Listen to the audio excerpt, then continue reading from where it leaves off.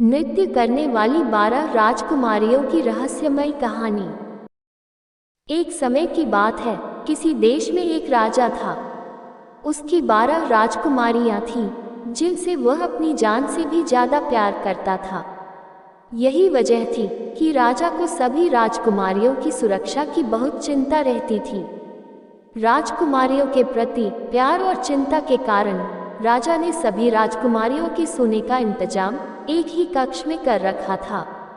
राजा के सोने के बाद सभी राजकुमारियों के कक्ष के बाहर ताला लगा दिया जाता था।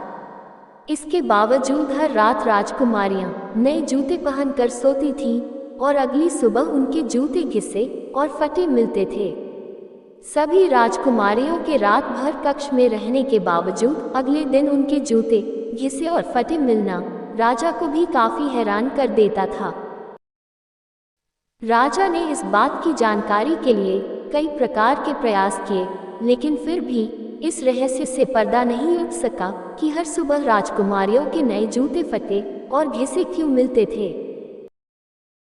इस बात की सच्चाई पता लगाने के लिए एक दिन राजा ने घोषणा करवा दी कि जो भी राजकुमारियों के इस रहस्य के बारे में जानकारी देगा, उसका विवाह राजा उस व्यक्ति की पसंद की अपनी किसी भी एक बेटी के साथ करवा देगा। विवाह के साथ ही उस व्यक्ति को भविष्य में राज्य का राजा भी बनाया जाएगा।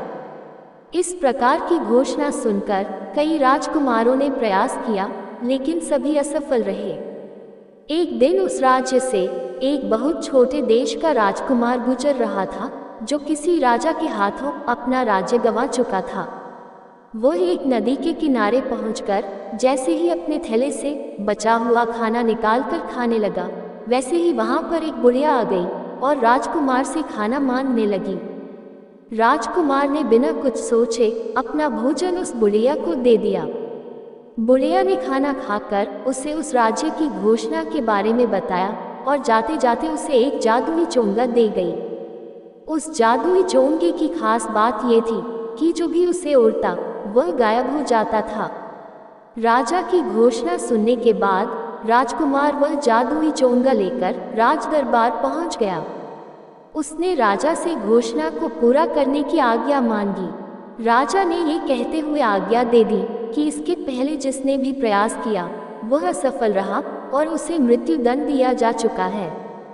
राजा की बात सुनकर राजकुमार ने कहा कि कोई बात नहीं, उसे यह शर्त मंजूर है। फिर राजा ने उसे राजकुमारियों के बगल वाला कक्ष सोने के लिए दे दिया और उसके खाने पीने का बढ़िया इंतजाम किया गया। जब रात हो चली तो सोने के वक्त सबसे बड़ी राजकुमारी एक जूस से भरा गिलास लेकर आई।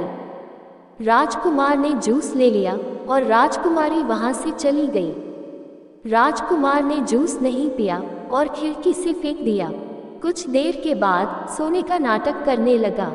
जब राजकुमारियों को लगा कि राजकुमार सो चुका है, तो सभी राजकुमारियां कहीं जाने की तैयारी करने लगी। इस बात का आभास होते ही राजकुमार ने चोंगा उड़ लिया और गायब होकर सभी राजकुमारियों पर नजर रखने लगा। राजकुमारियों के कमरे में जाकर राजकुमार ने देखा कि सभी राजकुमारियां सज धज कर कमरे के बीच में गोला बनाकर खड़ी हो गईं और कुछ गुनगुनाने लगी। तभी कमरे के बीचों बीच अचानक एक गड्ढा नजर आने लगा, जिसमें से सभी राजकुमारियां एक जादुई स्थान पर चली गईं। राजकुमारियों के पीछे पीछे राजकुमार भी चला गया। वहां पर 12 राजकुमार उनका इंतजार कर रहे थे। सभी राजकुमारियां उन राजकुमारों के साथ जंगल की ओर जाने लगती हैं। रास्ते में चांदी के पेड़, सोने के पेड़ और अन्य जवाहरात के पेड़ मिलते गए। राजकुमार हर पेड़ से एक एक पत्ती तोड़कर अपने पास रख लेता। जंगल में कुछ दूर जाने के बाद एक महल दिखाई दिया। महल में जाने के बाद वहां अपने आप ही एक मधुर संगीत बजने लगा। उस मधुर संगीत की धुन पर सभी राजकुमारियां राजकुमारों के साथ नाचने लगी। उस धुन पर वह राजकुमार भी झूमने लगा। वे सभी वहां पर सुबह होने के पहले तक नाचते रहे और सुबह होने के पहले ही वहां से चले गए। सभी राजकुमार राजकुमारियों को छोड़ने के लिए जंगल के बाहर तक आए और राजकुमारियां वहां से अपने कमरे में आ गईं। राजकुमारियों के साथ ही चोंगा पहने हुए राजकुमार भी वहां आ गया और चुपके से अपने कमरे में चला गया। सुबह होते ही राजकुमार को राजा ने दरबार में बुलाया और रहस्य के बारे में पूछा। राजकुमार ने राजा को जंगल से तोड़ी गई सोने और चांदी की पत्तियां दिखाते हुए रात की पूरी घटना के बारे में बताया।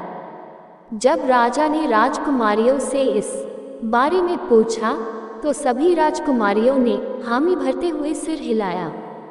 इस बात को सुनकर राजा ने राजकुमार की शादी उसकी पसंद की सबसे छोटी राजकुमारी के साथ करवा दी और उसे उस राज्य का राजा बना दिया।